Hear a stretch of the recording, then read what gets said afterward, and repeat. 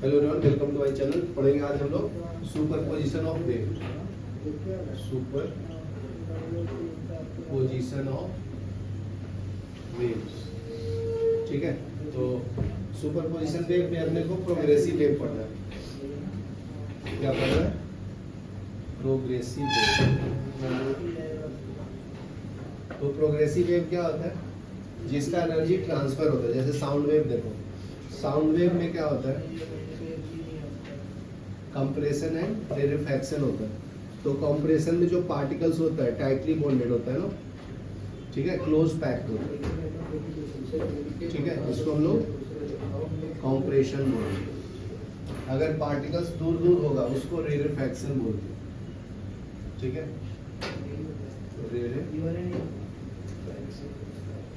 यहाँ तक क्लियर है?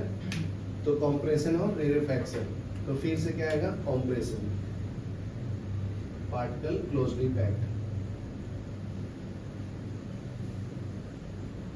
फिर से दूर दूर पार्टिकल्स जाएंगे, उसको हम लोग रेरिफैक्शन बोलते, ठीक है। तो इसकी कुछ प्रॉपर्टी होगा ना, तो उसके बारे में पढ़ेंगे, प्रॉपर्टीज ऑफ प्रोग्रेसिव वेव। तो फर्स्ट प्रॉपर्टी क्या है? ये प्रोग्रेस करता है, मतलब मूव करता है। क्या क्लियर है?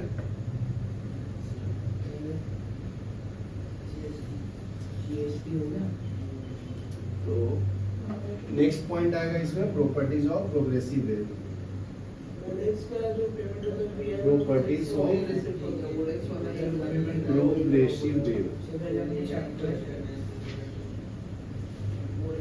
तो फर्स्ट प्रॉपर्टी क्या है? Each particle in medium execute the same type of vibration, ठीक है।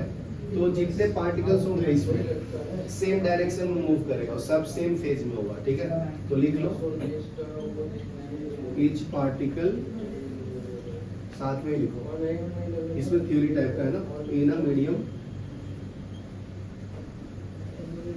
मीडियम मतलब सेम मीडियम में करना है। Execute in the same direction or same type of vibration, same type of vibration, ठीक है। प्रोग्रेसिव वेव में particles vibrate about their mean position, ठीक है। Particles vibrate about their mean position, performing simple harmonic motion, performing simple harmonic motion, मतलब same phase में होगा तो उसको सिंपल हार्मोनिक मोशन होगा, ठीक है। ये दो पॉइंट्स हो गया, ठीक है। थर्ड पॉइंट क्या है? थर्ड पॉइंट में बोलता है all vibrating particles of medium have same amplitude, period and frequency. तो ये सब सेम होगा जो वेव का प्रॉपर्टी होता है। तो all vibrating particles of medium have same amplitude, same time period and frequency, ठीक है। यहाँ तक लिखो, फिर नेक्स्ट बताओ, ठीक है। तो देखो क्या क्या सेम होता है? एम्पलीट्यूड, टाइम पीरियड और फ्रीक्वेंसी, लेकिन फेज अलग अलग होगा। एक पार्टिकल दूसरे पार्टिकल से अलग फेज में रहेगा, ठीक है। तो फोर्थ प्रॉपर्टी क्या होगा? फोर्थ प्रॉपर्टी लिखो, phase changes from one particle to another particle. The phase changes from one particle to another particle,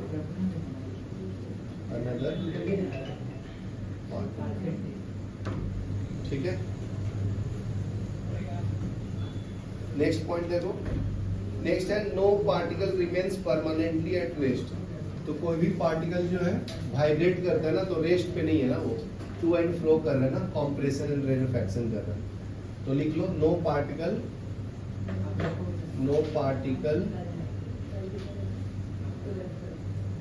remains permanently at rest, remains permanently at rest। ठीक है, नेक्स्ट है each particle comes to rest momentary while at the extreme position of vibration। ठीक है, देखो simple है, जैसे ये object है ना, तो इसको अगर मैं फेंकूंगा ऊपर तो वेलोसिटी जीरो होता है, तब जाके रेस्ट पे होता है ना, तभी नीचे आता है। यहाँ पे जीरो होता है ना वेलोसिटी, तो एक मोमेंट्री पॉइंट के लिए क्या होता है, रेस्ट पे जाता है। तो नेक्स्ट पॉइंट क्या लिखोगे, देखो each particle come to rest momentarily at extreme position while at the extreme position, क्योंकि उस टाइम वेलोसिटी क्या हो जाता है, जीरो हो जाता है ना, इसलिए। नेक्स्ट देखो, नेक्स्ट पॉइंट है particle attain maximum velocity when they passes through mean position. तो सिंपल है ना, सिंपल पेंडुलम जैसा ही मीन पोजीशन पे मैक्सिमम वेलोसिटी होती है। यहाँ से जब यहाँ पे जाते हैं एक्सट्रीम पोजीशन है, तो यहाँ पे वेलोसिटी जीरो होता था ना, यहाँ पे क्या होता था, वेलोसिटी मैक्सिमम होता था। तो ये मीन पोजीशन, तो वही बोल रहा है कि सुपर पोजीशन ऑफ वेव्स में भी जो पार्टिकल है मीन पोजीशन पे मैक्सिमम वेलोसिटी पे रहेगा। ठीक है, तो ये भी पॉइंट लिख लो। तो particle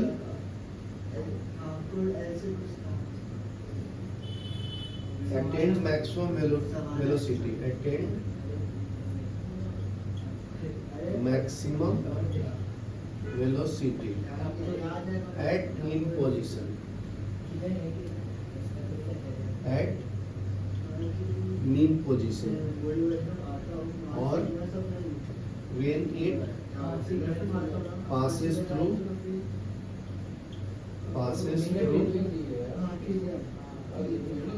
or it passes through mean position। ठीक है, यहाँ तक लिखो, फिर नेक्स्ट बता दो, बस इतने ही स्टार्ट है। तो नेक्स्ट पॉइंट क्या है, 8 पॉइंट देखो। 8 पॉइंट में क्या बोलता है कि during the progression of wave energy is transferred along the wave. तो अगर ड्यूरिंग प्रोपगेशन ऑफ वेव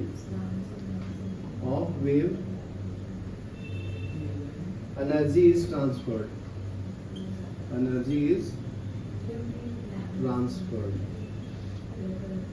ठीक है, along wave there is no transfer of matter, there is no transfer of matter। इसका मतलब समझाता हूँ, देखो अगर साउंड वेव की बात कंसीडर करो तो ये कॉम्प्रेशन हो गया, दूर दूर है तो रेफ्रैक्शन हो गया। ठीक है, तो ये पार्टिकल 1 है 2 है 3 4 5 6, तो ये क्या कर रहा है, ये पार्टिकल इसको एनर्जी दे रहा है, ये इसको दे रहा है, ये इसको दे रहा है ना, पार्टिकल उधर का उधर ही है। तो यही बोलता है during propagation of wave energy is transferred along the wave. तो अगर ये प्रोग्रेसिव वेव है, आगे मूव कर रहा है, तो उसको प्रोग्रेसिव वेव बोलते हैं। तो पार्टिकल वहीं पे है, एनर्जी ट्रांसफर करता है, इसका एनर्जी इसको ट्रांसफर हुआ, इसको मैं बोल रहा हूँ, तो पार्टिकल इधर का इधर ही है। साउंड एनर्जी में यहाँ का पार्टिकल आगे वाले पार्टिकल को एनर्जी ट्रांसफर कर रहा है, तभी तुझे सुनाई दे रहा है, समझा? तो इसको बोलते हैं ट्रांसफर ऑफ एनर्जी। नेक्स्ट है 9th पॉइंट में क्या बोलता है कि the wave propagate through the medium. तो मीडियम चाहिए ना साउंड को ट्रेवल करने के लिए, साउंड सॉलिड लिक्विड गैस में, तो सबसे ज्यादा साउंड सॉलिड में ट्रेवल करता है, बीच में लिक्विड, सबसे कम गैस में। ठीक है, अगर वैक्यूम है तो साउंड ट्रेवल नहीं करेगा, तो इसको एक मीडियम चाहिए ट्रांसफर होने के लिए। तो नेक्स्ट लिख लो, the wave propagate through the medium, wave propagates through the medium, through medium. ठीक है, यहां तक लिखो, फिर नेक्स्ट पॉइंट बताता हूं। ठीक है, तो देखो इसमें क्या बोला है कि wave propagate through the medium. ठीक है, तो साउंड ऑफ वेव जो है मतलब वेलोसिटी वो किस पे डिपेंड करेगा, मीडियम के ऊपर। तो नेक्स्ट पॉइंट लिखो, velocity of progressive wave depends on the medium. Velocity of progressive wave depend on medium. तो देखो बहुत सिंपल है, मैक्सिमम वेलोसिटी जो होगा ना साउंड का सॉलिड में होगा। सॉलिड में क्यों होगा, क्योंकि पार्टिकल्स जो होते हैं टाइटली बॉन्डेड होता है ना, तो उसमें एनर्जी लूज करने की चांसेस बहुत कम है ना, तो फास्ट ट्रेवल करेगा, समझा। लिक्विड में क्या है, पार्टिकल्स थोड़ा दूर दूर होगा तो एनर्जी का थोड़ा लॉस होगा ना, क्योंकि ये पार्टिकल्स के बीच में गैप है, बराबर है। फिर देखो गैस में तो पार्टिकल्स बहुत ही ज्यादा दूर दूर है, तो एनर्जी लॉस बहुत ज्यादा होगा ना। मैं बोल रहा हूँ तो इधर 10 फुट 20 फुट के अंदर ही सुनाई देगा, बाहर लोगों को थोड़ी सुनाई दे रहा होगा, नहीं दे रहा होगा ना, क्योंकि ये गैस फॉर्म में मैं बोल रहा हूँ, बराबर है ना। अगर मैं यहाँ पे रॉड लगा दूंगा और ऐसे बोलूंगा तो ट्रांसफर होगा एनर्जी फास्ट। तो फाइबर ऑप्टिक केबल्स में तू फोन पे बोलता है ना, तो फाइबर ऑप्टिक केबल्स में से वेव्स जाता है, ठीक है, जिसको टोटल इंटरनल रिफ्लेक्शन बोलते हैं, तुम लोग इंजीनियरिंग में पढ़ोगे। तो फाइबर ऑप्टिक केबल्स के थ्रू साउंड जो होता है without loss of energy transfer होता है एक पॉइंट से दूसरे पॉइंट में, तो इसके अंदर टोटल इंटरनल रिफ्लेक्शन होता है। पढ़ा होगा तुम लोग 10th में, 11th में भी था फिजिक्स में, ठीक है ना। यहाँ से वेव जाती है तो सेम मीडियम में ट्रेवल करता है, क्रिटिकल एंगल से ज्यादा उसको एंगल ऑफ इंसिडेंट डालते हैं, पढ़ा होगा ना। तो इसके थ्रू तुम इतना आजकल नेट फास्ट हो गया, चाइना 10G पे पहुंच गया, पता है ना, 10G आ गया चाइना में। अपने पास 5G है ना, उसके पास 10G है। अपने पास मान लो 1 Mbps पर सेकंड है ना, तो उसके पास है 135 Mbps पर सेकंड, 127 टाइम्स ज्यादा आगे है वो चाइना। फाइबर ऑप्टिक केबल से उसने बना दिया इतना, इसे समझा। चलो देखो नेक्स्ट पॉइंट क्या है इसमें, प्रोग्रेसिव वेव आर 2 टाइप्स। तो ये 2 टाइप्स के वेव्स होंगे, progressive waves are of 2 types. 2 types में क्या है, 2 टाइप्स के वेव होते हैं, ट्रांसवर्स वेव और लॉन्गिट्यूडिनल वेव। ट्रांसवर्स वेव और दूसरा होता है लॉन्गिट्यूडिनल वेव। तो इसका मतलब बहुत सिंपल है, जैसे लाइट जो है ना, लाइट वो इसका आपका ट्रांसवर्स वेव है, ठीक है। इसका मतलब देखो वो क्रस्ट और ट्रफ के फॉर्म में आगे बढ़ते हैं, ठीक है। मतलब इलेक्ट्रिक फील्ड और मैग्नेटिक फील्ड एक दूसरे के परपेंडिकुलर है, तो वेव ऐसे प्रोपोगेट होता है, लाइट वेव। इसलिए तो वैक्यूम में जो लाइट होता है वो ट्रेवल कर पाता है, मीडियम नहीं है फिर भी, क्योंकि उसके पास इलेक्ट्रिक फील्ड और मैग्नेटिक फील्ड होता है। तो इसमें जो होता है ट्रांसवर्स वेव में इलेक्ट्रिक फील्ड और मैग्नेटिक फील्ड एक दूसरे के परपेंडिकुलर है। ई मतलब क्या है, इलेक्ट्रिक फील्ड, और बी मतलब क्या है, मैग्नेटिक फील्ड। क्या क्लियर है? नहीं, मैग्नेटिक फील्ड को बी से रिप्रेजेंट करते हैं ना, तो मैं क्यों लिख दूं, सबको यही यूज करना ना वर्ल्ड में, ये गलत पढ़ाऊं तेरे को। ये लॉन्गिट्यूडिनल वेव क्या होता है, साउंड वेव, जिसमें कॉम्प्रेशन और रेडियोफ्रैक्शन होता है, पार्टिकल्स नजदीक आता है फिर दूर जाता है।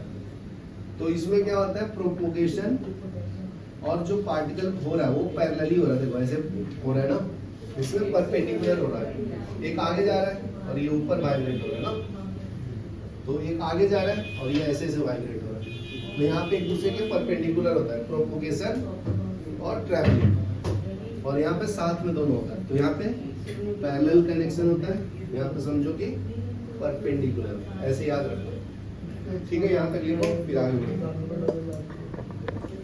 तो देखो अभी नेक्स्ट पॉइंट क्या है, नेक्स्ट पॉइंट बताता हूँ, definition of progressive and transverse wave. तो लिखो नेक्स्ट पॉइंट क्या है, कितना पॉइंट्स बता दिया, 12। देखो तो पहले ट्रांसवर्स वेव का प्रॉपर डिफिनेशन देखो, in a transverse wave, in a transverse wave vibration of particles, vibration of particles are perpendicular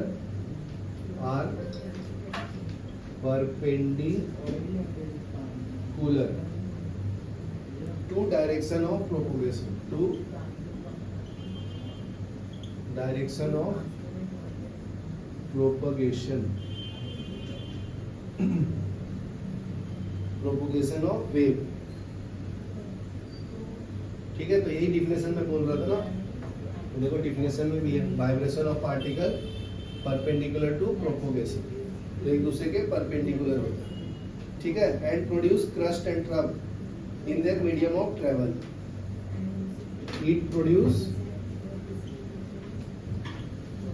crust and trough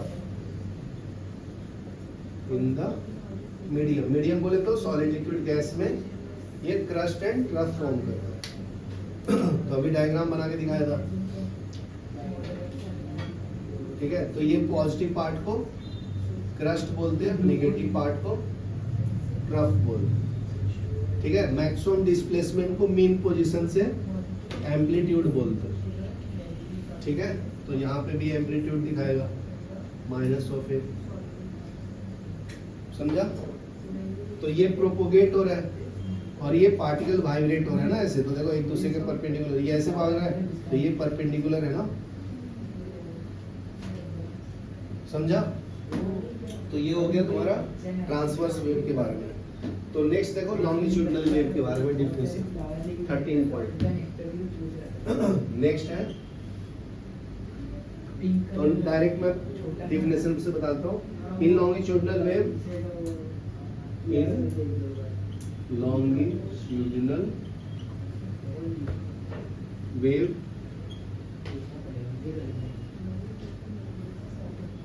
vibration of particle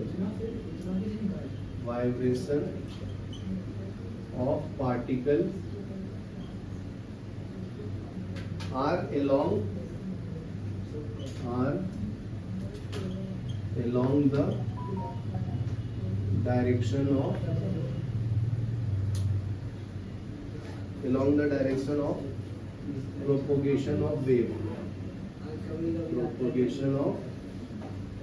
wave, ठीक है, and produce compression and rarefaction. It produce compression and rarefaction, बराबर है। Along the direction of propagation of wave, along the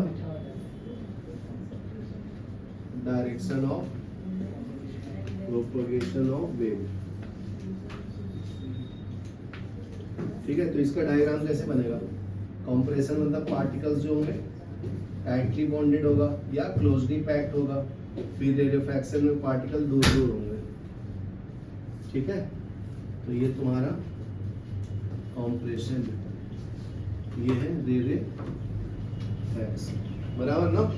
तो ये close packed है particles, ये वाला क्या है? Closely packed.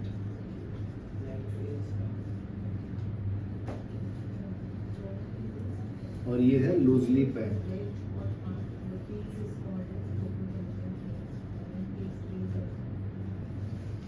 ठीक है, यहाँ तक क्लियर है।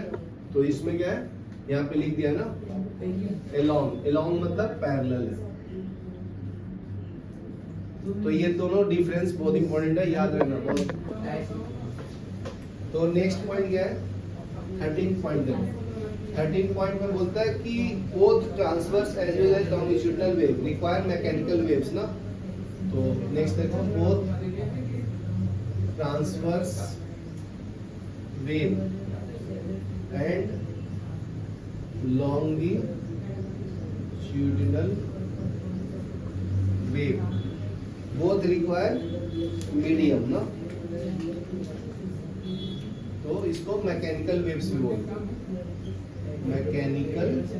मैकेनिकल वेव मतलब जिसको कोई मीडियम चाहिए ट्रेवल करने, जैसे साउंड ट्रेवल करने के लिए मीडियम चाहिए ना, सॉलिड लिक्विड गैस, यहाँ पे वैक्यूम क्रिएट कर देंगे, बोलूंगा तो आवाज ही नहीं सुनाई देगा ना, ठीक है। तो मैकेनिकल वेव किसको बोलते हैं, जिसको मीडियम रिक्वायर्ड होता है, ठीक है। Mechanical wave can propagate through the solid, can propagate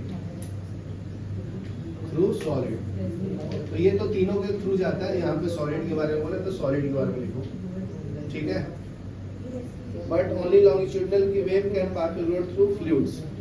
तो लॉन्गिट्यूडनल वेव में पैरेलल भी होता है ना, तुम कभी याद करना स्विमिंग पूल में नहाएगा ना, तो ऊपर मुंडी उठा के दोस्त को बोला दूसरे साइड खड़े हो गए, तो साउंड जल्दी पहुंचता देगा, ऑब्जर्व किया करना भी, करके देखना, तो फास्ट सुनाई देता, तो बोलता है ना ज्यादा जोर से मत बोल, सुनाई दे रहा है, ठीक है। तो इसमें लिख लो लॉन्गिट्यूडनल वेव फ्लूइड के थ्रू पास भी होता है, but only longitudinal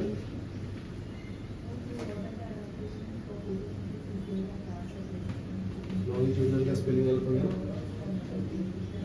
longitudinal wave propagate through fluids,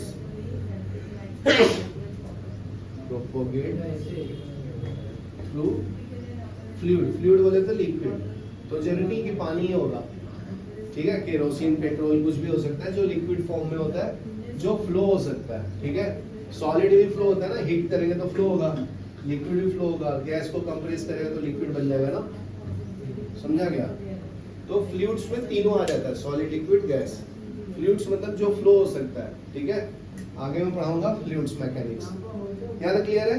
next देखो, when a mechanical wave pass through an elastic medium. Elastic medium में क्या होता है, जो पार्टिकल यहाँ से ऐसे से मूव कर सकता है, वाइब्रेट, ठीक है। जैसे रबर होता है ना, रबर, तो उसको अगर ऐसे करोगे पुल तो छोड़ दोगे तो पास में आएगा ना, तो उसी तरह से हर एक पार्टिकल इलास्टिक मीडियम होता है। इसको पेन को खींचूंगा तो लेंथ बढ़ेगा ना, तुझे दिख नहीं रहा लेकिन बढ़ तो रहा होगा ना, उसको इलास्टिक मीडियम बोलते हैं, ठीक है। तो नेक्स्ट पॉइंट क्या है, नेक्स्ट पॉइंट लिखना है, when a mechanical wave pass through elastic medium displacement of particle is given by, लिख लो, when a mechanical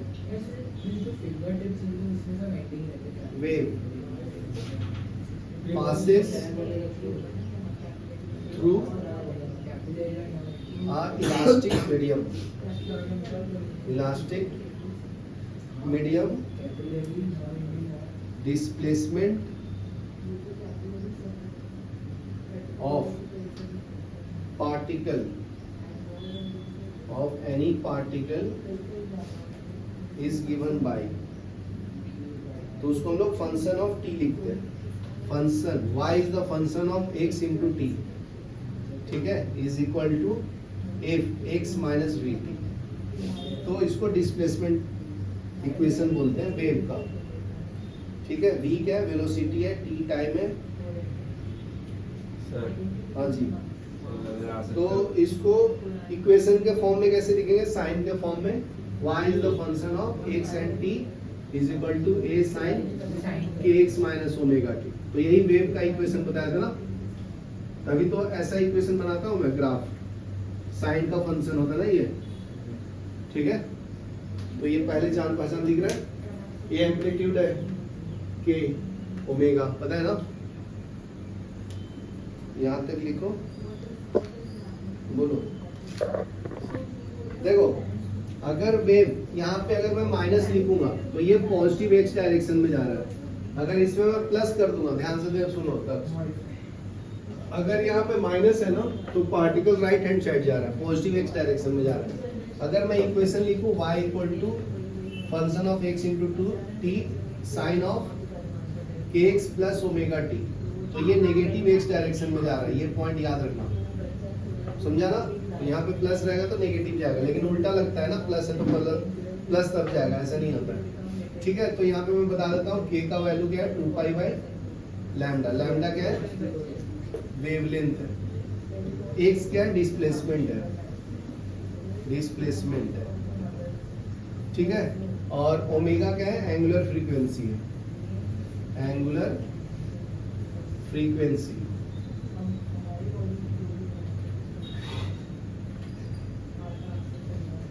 sorry. F को कैसे लिखते हैं, 2 पाई एन भी लिखते हैं ना।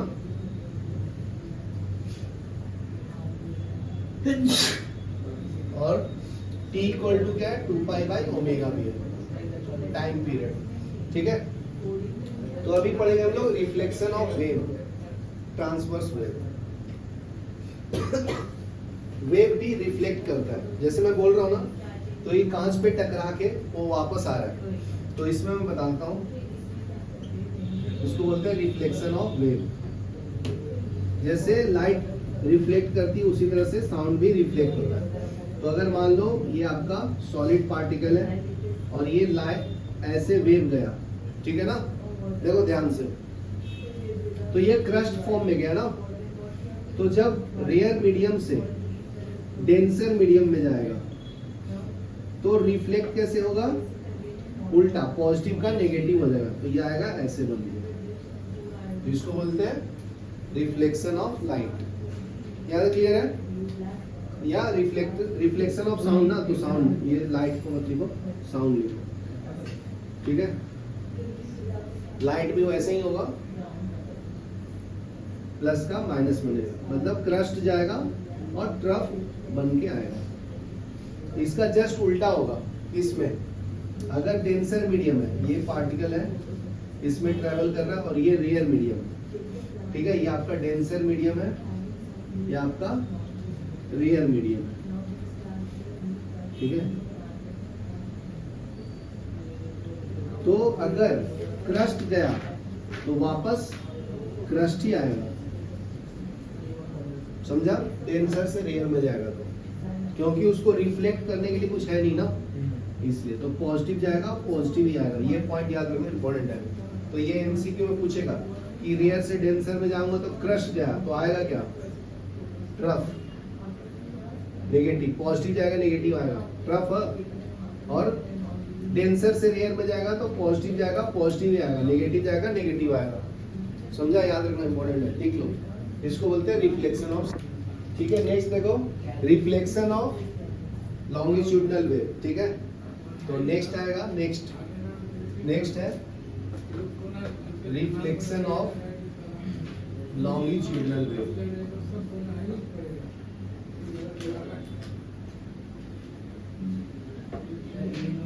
बराबर ना, तो इसको बोलते हैं लॉन्गिट्यूडनल वेव में क्या होता है, पैरेलल होता है, पार्टिकल्स एंड वाइब्रेशन। तो अगर मान लो कॉम्प्रेशन है, ठीक है, फिर रेरेफैक्शन, फिर कॉम्प्रेशन है, फिर रेरेफैक्शन, ठीक है, ये आपका वॉल है, ये आपका टेंसर मीडियम है, ये रेयर मीडियम है। तो क्या होगा बताओ, अभी पढ़ाया था, रेयर जाएगा तो क्या आएगा, डेंसर आएगा ना, उल्टा। अभी पढ़ाया था ना जस्ट कि अगर वेव ऐसे ट्रेवल कर रही है ना, ऐसे जा रहा है, तो आएगा उल्टा, बराबर ना। तो उसी तरह से यहाँ पे तो ऐसे ही सेम करना, ये क्रस्ट जाएगा, ट्रफ आएगा ना, तो ये रेरेफैक्शन जाएगा, रेरेफैक्शन जाएगा, तो क्या आएगा बताओ, कॉम्प्रेशन आएगा ना, पार्टिकल्स टाइटली बॉन्डेड होगा ना इसमें, समझा। तो रेरेफैक्शन जाएगा तो क्या आएगा, कॉम्प्रेशन बाहर आएगा, रिफ्लेक्शन करके आएगा, समझा ना। ये रेयर मीडियम से डेंसर मीडियम में जाएंगे, तो फिर पार्टिकल दूर दूर होगा, फिर कॉम्प्रेस्ड होगा, फिर दूर जाएगा, समझा क्या, कॉम्प्रेशन फिर रेरेफैक्शन, फिर कॉम्प्रेशन, फिर रेरेफैक्शन। तो अगर उल्टा करो इसी को, ये आपका डेंसर मीडियम बना दिया हूं, ये वाला क्या है, डेंसर मीडियम, ठीक है, और ये वाला है रेरेफैक्शन, मतलब रेयर मीडियम। तो अगर पार्टिकल्स जा रहा है ऐसे, कॉम्प्रेशन, फिर रेरेफैक्शन, फिर कॉम्प्रेशन, फिर रेरेफैक्शन, फिर कॉम्प्रेशन, तो क्या आएगा बताओ, सेम आएगा ना, गुड। तो कॉम्प्रेशन ही होगा ना, तो सेम डायग्राम बनाना है इसमें,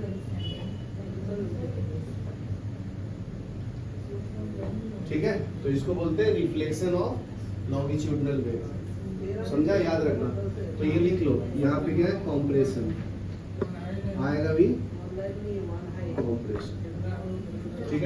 रियर मीडियम है, ये डेंसर मीडियम है, ये रियर मीडियम है। ये लिख लो, इसको बोलते थे reflection of super position of waves. जो जब दो वेव्स आपस में मीट करेंगे तो एक एम्पलीट्यूड में चेंजेस आता है, उसको बोलते हैं सुपरपोजिशन ऑफ वेव्स या फेज एंगल में। तो ये लिख लो definition, when to or more waves, two or more waves travelling through a medium, travelling through a medium, ठीक है, मीडियम तो चाहिए ना, सॉलिड लिक्विड गैस हो सकता है, passes through a common point, pass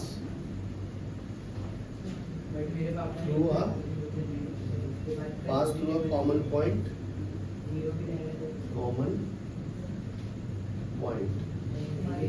pass through a common point, each wave produce its own displacement, each wave produce its own displacement at that point is equal to the vector sum of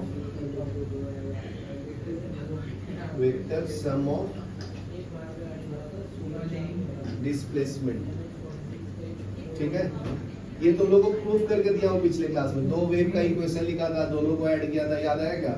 resultant amplitude, resultant phase same ही है यहाँ पे भी। ठीक है, equal to vector sum of displacement at that point,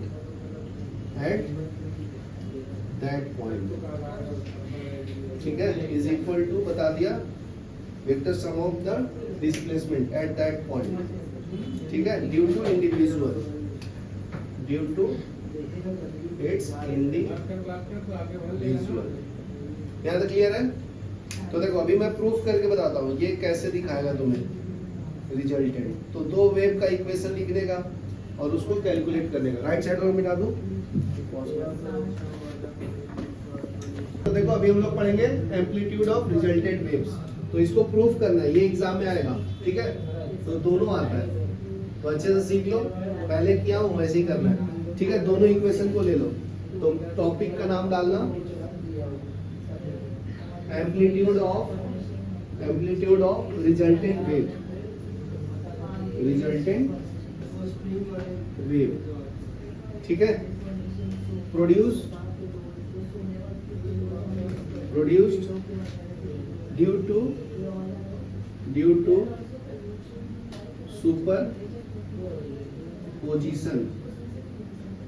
superposition of two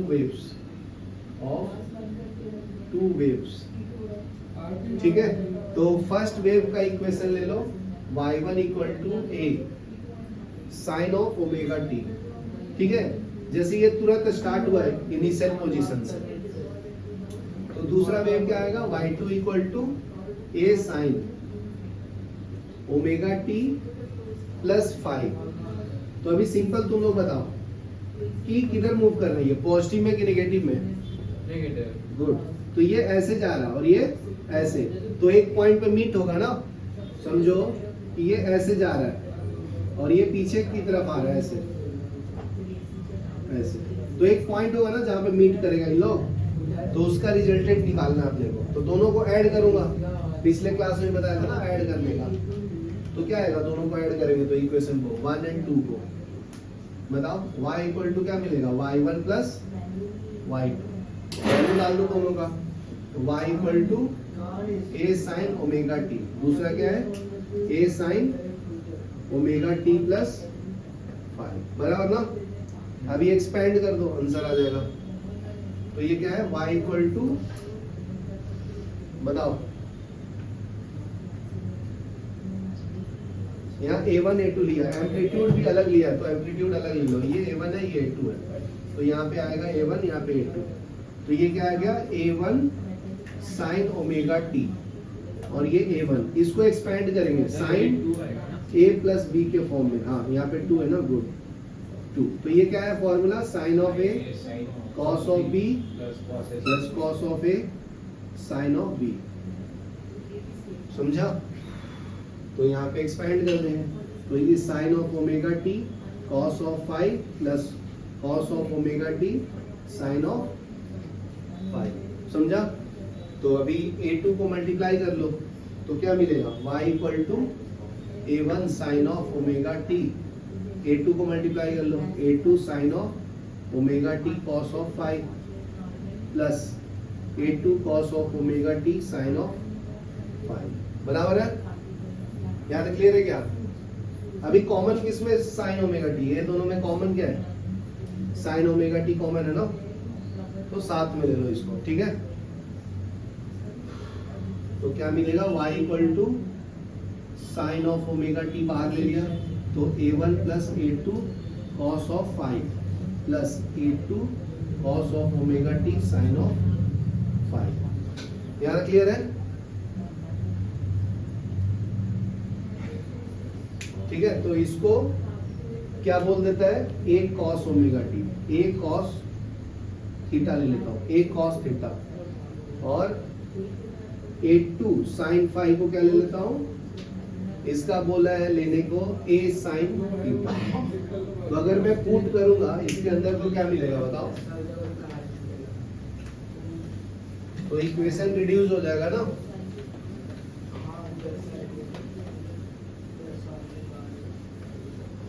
equation reduce होकर क्या मिलेगा बताओ, ये मिलेगा y equal to sine omega T